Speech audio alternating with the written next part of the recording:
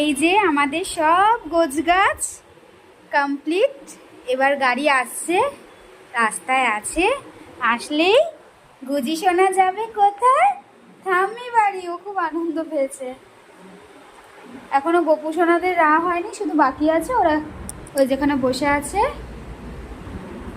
ব্যাস, আমরা যাব পুজোর ছুটি কাটাতে। কি মজা, কি মজা, খুব মজা ওর। এই যে গুজি এখন জামা পরে বেল্ট পরে গাড়িতে উঠে গেছে, ওর বাবার সাথে পেছনে বসছে। আর আমি এখানে গোপু সোনাদের নিয়ে সামনে বসবো। এটা বন্ধ করে দেবো, ওই জানালাগুলো খুলে নাও। বন্ধ করে দিলাম সোনা, ঠাম্মি বাড়ি যাচ্ছি। উড়ি বাবা।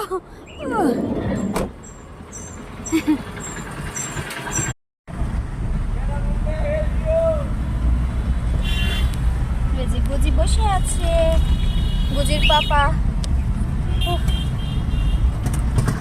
আমরা চললাম সোনা, তাই না?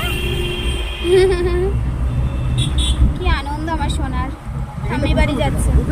আচ্ছা একটু দেখো কোন মতো দেখবে, তারপরে একটু পরে বসে পড়বে।